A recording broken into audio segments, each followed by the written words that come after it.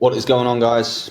Back with another video. For those of you who didn't see my first one, my name is George. So in this one, I'm just going to be going into a little bit about my story. I explained to you guys on the last video, if you caught that one, just what this channel is going to be about, what happened with me, a little bit about myself, how you can break free as well from your 9-to-5 life, from being in one city and really take advantage of being able to travel and earn money. So yeah, going to talk a little bit about my story in this one, give you guys a bit of a background into what exactly happened with me, the pathway I went down, the challenges I faced, just so that you guys have a little bit of a clearer idea. There's so many of these videos online where there's people telling you to do this and you can make 15K a month doing this and it only takes 5 weeks to do this. A lot of that stuff is just a bunch of crap, guys. Really, the real background into my channel and these videos is going to be based around like what is the most effective way to actually break free from your 9-to-5 from life, right? Like, of course, all these things that these guys are doing, all these things that these guys are saying, ecom and 10K doing this, like it all does work, but is it as easy as they say? No, it's not. So the reality is what I'm going to do with this channel is really talk about like, what is the most efficient way and effective way for you guys to actually like break free in a decent amount of time and not be constantly just on this hamster wheel. So we'll go into this video, we'll go into this slideshow, just a little bit about myself, my story, how I escaped the 9-to-5 and moved to Paraguay with no job. I had no job. So let's get into it, guys. So a little bit about my life and what it was looking like before the move, before I decided to make a change. So this was me, as you can see from the photo here, really bad skin, a lot of acne, very stressed, constantly tired. I was actually on holiday in this photo, but it just goes to show like basically how run down I was. Since I was 15 years old, me and my best friend Brock Way, we were constantly used to talking about travel and being able to travel and work and earn money and consistently live a life of freedom. When we both finished school, we both went into sales. I went into corporate sales and basically telecommunications and started working there and made basically my way up from being this young 17-year-old kid to actually being one of the best reps working for the company. I worked across various different sales roles in the last 6 to 7 years, anywhere from working at a car dealer. I've done anything you can think of, I've done it. So car dealership, working in solar, doing cold calls, anything that you can think of, I've done in terms of sales. Now, the thing that kind of really ticked me over the edge, I was constantly dreaming of being able to escape, but I was very comfortable. I was very comfortable with the money I was earning. I had a good life. I lived at home with my parents. Everything was super chill. So I was never at a point of like, okay, this is do or die. So the thing is with comfortability, guys, is it will kill you. It will stop your growth. It will stop you from achieving things. It will really just keep you in one spot forever. So you really need to like move yourself out of your comfort zone if you're going to make a change and achieve something that you haven't done in the past, right? So my day-to-day life, I was working at a car dealership during COVID. I moved into doing that, and that was super stressful. My day-to-day life, I was doing 12-hour days. I was trying to fit the gym in between that. I had a girlfriend, just consistent, just on the go, non-stop. I lived an hour away from my job, so the commute on top of the 12 hours, it was just honestly super stressful. I wasn't getting good sleep. I don't know if any of you guys have worked at a car dealership before, but the job in general was like super high pace. So my health was poor. And as I mentioned, I had a girlfriend in my hometown. So there was a lot of things I was juggling, a lot of stresses, a lot that was going on. I felt trapped. I felt like I only had 4 weeks a year to be able to really take a break and enjoy myself, which to me was just absolute bullshit. Like I'm working a whole year to get a month off. And yeah, I was just burnt out. I was trading all my time just to get a bit of money. And I just knew that there had to be more. The mindset change for me came when in 2023, I went on a trip for 4 weeks with my girlfriend at the time, and we went to Europe. And after the 4 weeks, I saved up basically all my money before I went and quit my job. I was like, I'm just going to have a nice long break and chill out. And this was in 2023.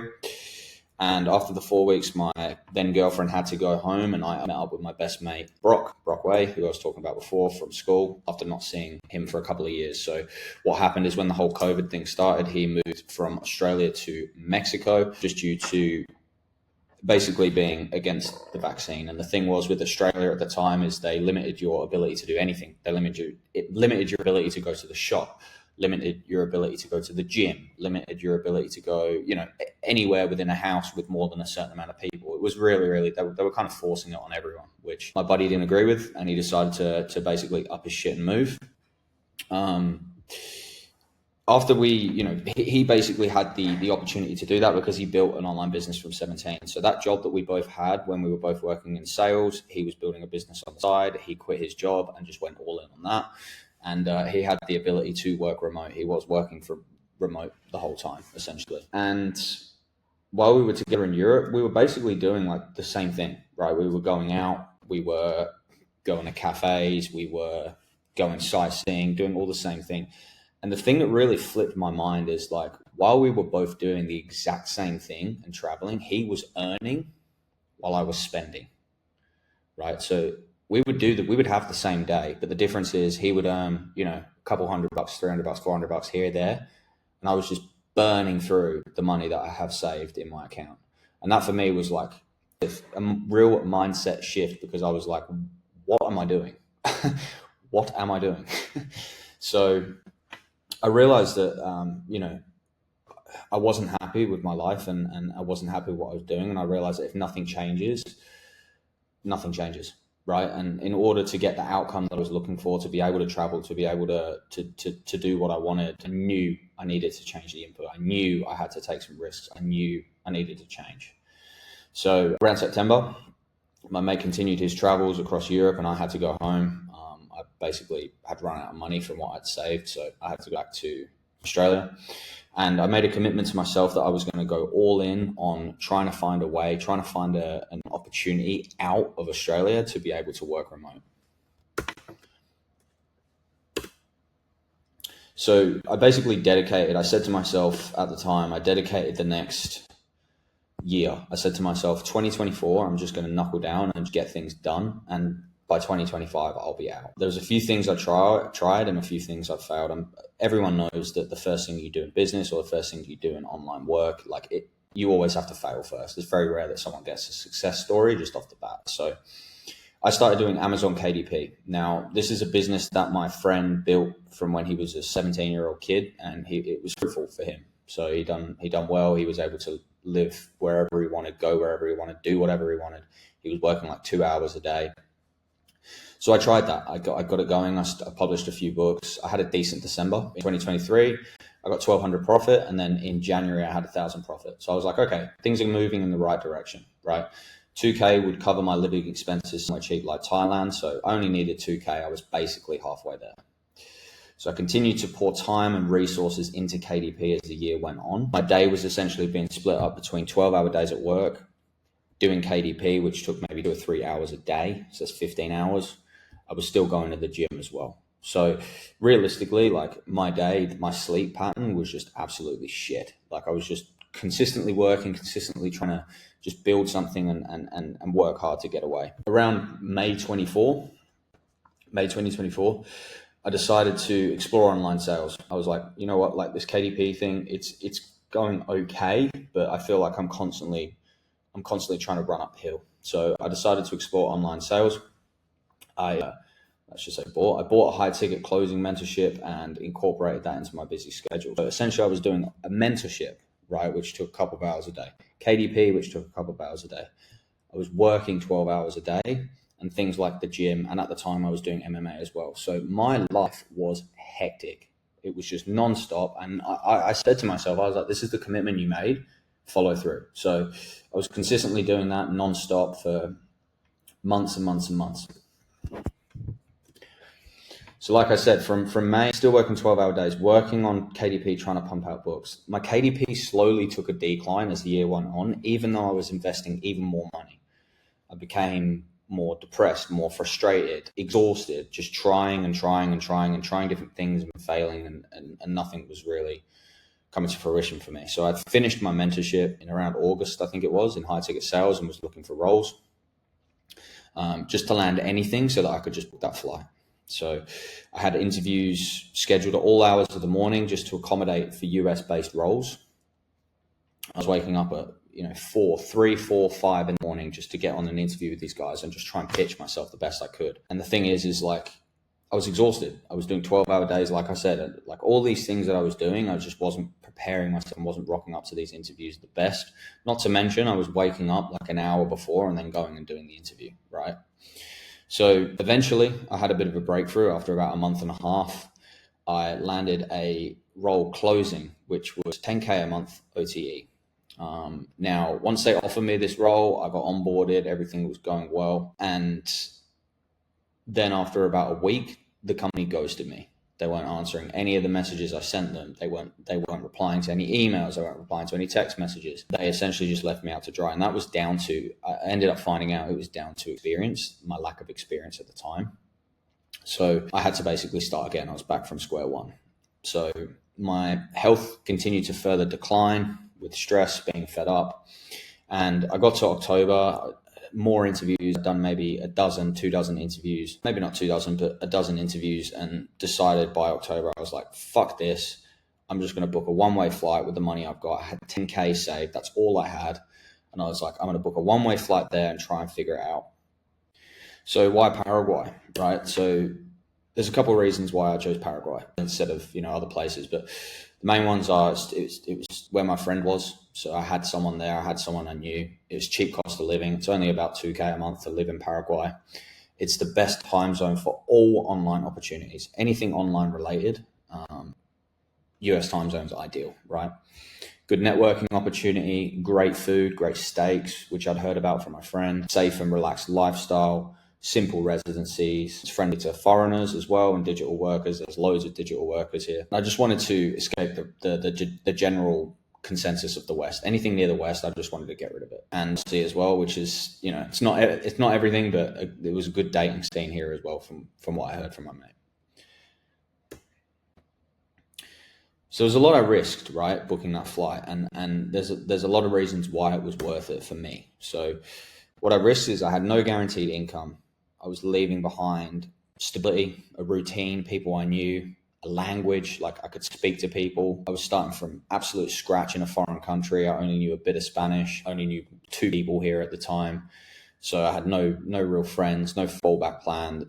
Basically, the reason I decided it was worth it, because at the end of the day, pressure makes people figure things out, right? Pressure makes you either go into fight or flight mode. And I knew that if I didn't have a risk, there was no reward. There's never a perfect time to do anything. You just sometimes have to do it, right? So in my head, I decided, I was like, the worst that is going to happen is I'm going to have a fucking wicked time. I'm going to enjoy myself. I'm going to spend my money, come home and just try again and just do the whole thing again. That's the worst that's going to happen, guys. That's the worst thing that's going to happen, is you're just going to spend your money and you're going to go home. There's no risk really, right? So how did I make it work in that time? I finally got a break in remote sales, finally, and it was not closing, right?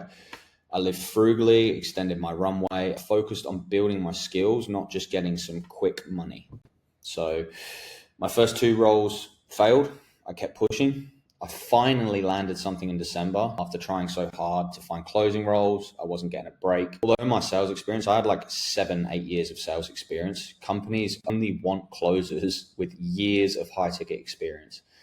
It's what these gurus don't tell you. Is like when you go and apply for these roles, when you try and get into closing, these companies are asking for years of experience, years of data to show that you can actually freaking close deals. They're not just going to hire you onto your offer when you're fresh into the space. So it's what a lot of these guys, these high ticket gurus don't tell you, is that like it's not easy to break into closing, right? So the thing that really helped me as well, which was an interesting story, and how being in Paraguay and networking helped me get my first role, is I actually found my first role off someone I met on Twitter who lived in Paraguay. Not my first role, but the role that I got in December. It was sent to me by a guy I met on Twitter who lived in Paraguay, who saw that I was leaving Australia.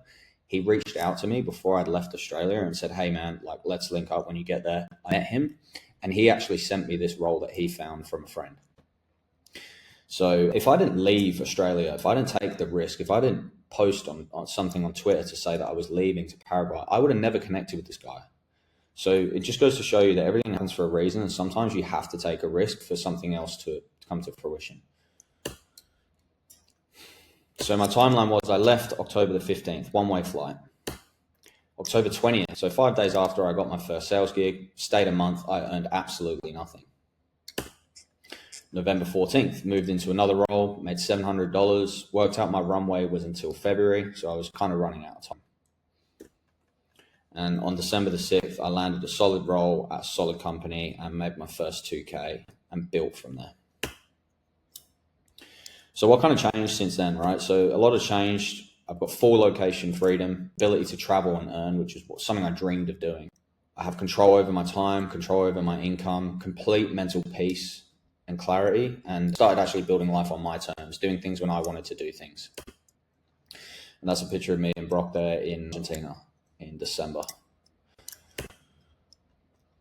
So really, guys, like, what is this channel about? What do I want to help you guys with here? It's about, like, what is the most efficient way to escape the 9 to 5, right? To help you land remote work, to all this crap, man, all this bullshit about, you know, you do this program and you do a couple calls and you start making 10K a month. It's possible. Is it easy? No, it's very, very, very, very hard. So the goal for me with this channel is to actually give you like practical advice that you can take, that you can do something similar to me and, you know, be in a completely different position in 6 to 8 weeks time, as opposed to just basically being sold a dream, right? So a little bit more I'm going to be talking about as well, online sales, what roles to look for in sales, and what to start with to get your foot in the door with some income and some freedom, right? And in my opinion, if you're fresh to the space, the best thing to do is avoid closing, because it is just that they are just asking for people with experience. So I'll go into that a little bit more in another video, guys, exactly what I do. And this is my opinion on what, if you're fresh into this and you're just looking for a way out of your life in the city you live, this is the best option to take. The best places to live that I've been to, residency processes, where to get the residencies, who to go through for residencies, where the best countries are to base up, things like that. General tax hacks and geo arbitrage, taking advantage of the fact that you can live somewhere cheaper than an American dollar. Your money goes a lot further. And what, in my opinion, and like I said, I'll go into this in another video, but what, in my opinion, is the best way to get you to this reality, the quickest and the most effective. It may not be pretty. It may not be, you know, all this like it's dressed up to be, where you're in Dubai and you're doing this, but it will get you freedom within your first 6 to 8 weeks.